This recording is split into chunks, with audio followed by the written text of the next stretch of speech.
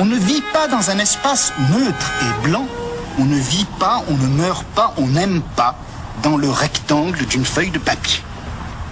On vit, on meurt, on aime dans un espace quadrillé, découpé, bariolé, avec des zones claires et sombres, des différences de niveau, des marches d'escalier, des creux, des bosses, des régions dures et d'autres friables, pénétrables, poreuses.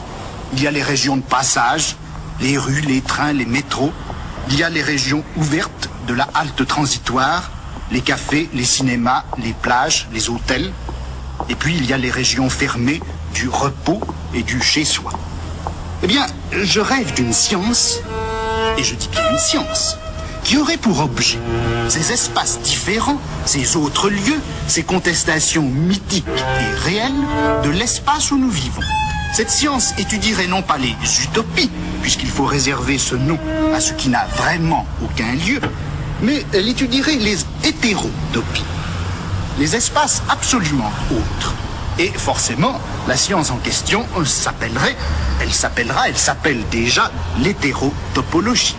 Les lieux que la société ménage dans ses marges, dans les plages vides qui l'entourent, ces lieux sont plutôt réservés aux individus dont le comportement est déviant par rapport à la moyenne ou à la norme exigée. De là, les maisons de repos, de là, les cliniques psychiatriques, de là également, bien sûr, les prisons.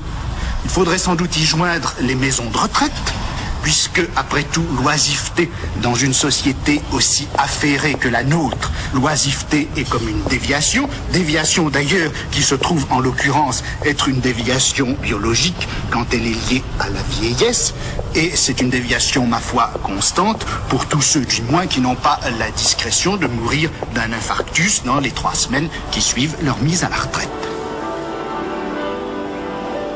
Je crois que ce qu'il faut analyser, c'est justement ce que veut dire ce mot humanité. En fait, je crois que ce qui était cherché, c'était une méthode, une manière à la fois raisonnable, rationnelle, économique d'exercer le pouvoir. Et il y avait dans la terreur et l'éclat des supplices une espèce de dépense politique, non seulement inutile, mais dangereuse, puisque très souvent les supplices suscitaient révolte, mécontentement, mouvement d'émeute, etc. Alors, on a cherché un moyen discret, absolument économique, d'exercer ce pouvoir de punition. Et c'est à cette nouvelle économie du pouvoir qu'on a donné le nom d'humanité.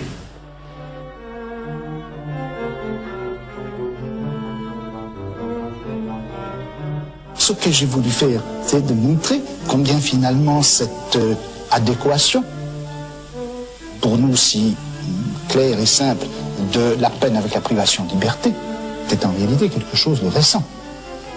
Quelque chose de récent, c'est une invention technique qui a été, dont les origines bien sûr sont lointaines, mais qui a vraiment été intégrée à l'intérieur du système pénal et qui a fait partie de la rationalité pénale à partir de la fin du XVIIIe siècle.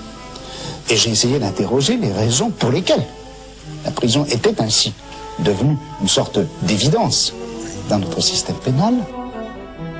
Le panopticon de Bentham est la figure architecturale de cette composition. On en connaît le principe. À la périphérie, un bâtiment en anneau, au centre une tour. Celle-ci est percée de larges fenêtres qui ouvrent sur la face intérieure de l'anneau. Le bâtiment périphérique est divisé en cellules, dont chacune traverse toute l'épaisseur du bâtiment. Elles ont 2 fenêtres, l'une vers l'intérieur correspondant aux fenêtres de la tour, l'autre donnant sur l'extérieur, permet à la lumière de traverser la cellule de part en part.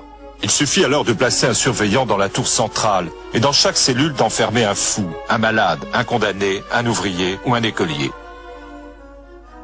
Le panoptique est une machine à dissocier le couple voir être vu. Dans l'anneau périphérique, on est totalement vu, sans jamais voir. Dans la tour centrale, on voit tout, sans être jamais vu.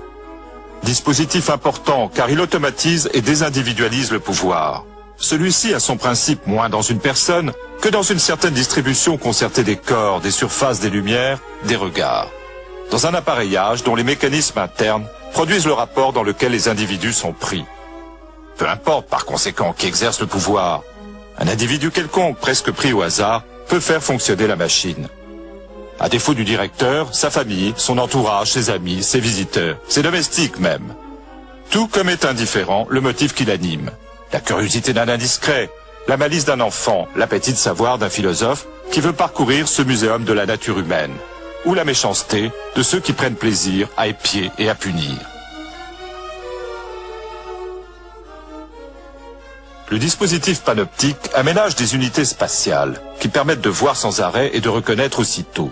En somme, on inverse le principe du cachot, ou plutôt de ses trois fonctions, enfermé, privé de lumière et caché. On ne garde que la première et on supprime les deux autres. La pleine lumière et le regard d'un surveillant captent mieux que l'ombre qui est finalement protégée. La visibilité est un piège.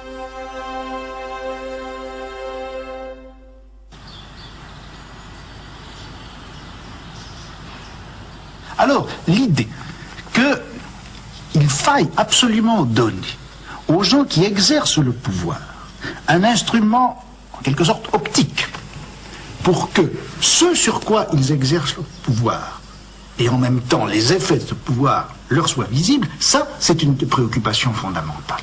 Doter le pouvoir d'un regard.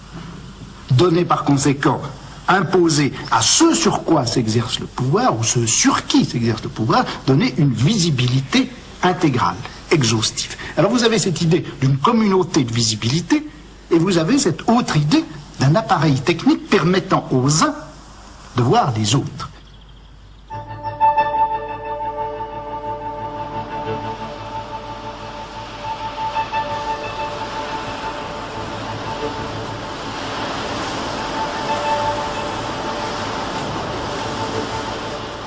La mise en série des activités successives permet tout un investissement de la durée par le pouvoir.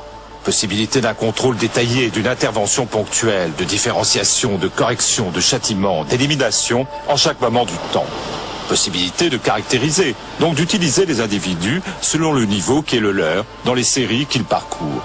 Possibilité de cumuler le temps et l'activité, de les retrouver totalisés et utilisables dans un résultat dernier, qui est la capacité finale d'un individu.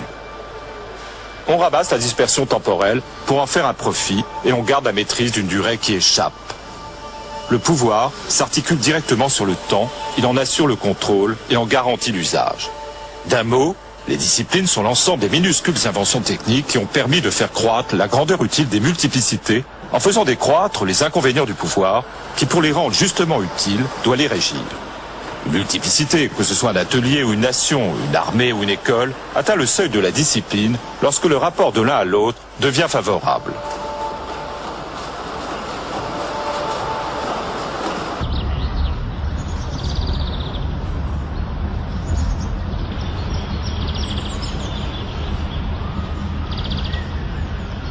La manière dont s'exerce le pouvoir dans les sociétés modernes, c'est que les gens n'y ont pas, bien sûr, n'y ont plus exactement un statut de naissance. Ils bénéficient simplement de fait des avantages qu'ils peuvent avoir à leur naissance, ils n'ont pas de statut de naissance. En revanche, ils sont perpétuellement mis en fiche et classés les uns par rapport aux autres. J'avais pris cet exemple qui me paraissait très typique. C'était un règlement qui vaut pour l'école militaire qui avait été fondée en France en 1753 et où les jeunes futurs officiers sont traités avec une espèce, on ne peut pas dire exactement de dureté, mais de méticulosité qui est très très frappante. Ils sont perpétuellement surveillés dans leurs chambres, dans les dortoirs, dans les lavabos, dans les cours de récréation, partout.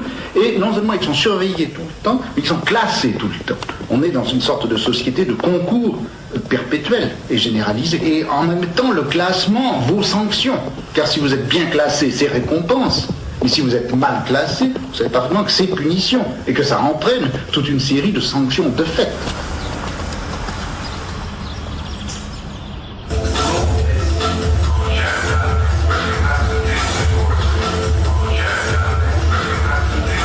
Notre société n'est pas celle du spectacle, mais de la surveillance. Sous la surface des images, on investit les corps en profondeur. Derrière la grande abstraction de l'échange se poursuit le dressage minutieux et concret des forces utiles. Les circuits de la communication sont les supports d'un cumul et d'une centralisation du savoir. Le jeu des signes définit les ancrages du pouvoir. La belle totalité de l'individu n'est pas amputée, réprimée, altérée par notre ordre social. Mais l'individu y est soigneusement fabriqué selon toute une tactique des forces et des corps. Nous sommes bien moins grecs que nous ne le croyons. Nous ne sommes ni sur les gradins ni sur la scène, mais dans la machine panoptique, investie par ces effets de pouvoir, que nous reconduisons nous-mêmes, puisque nous en sommes un rouage.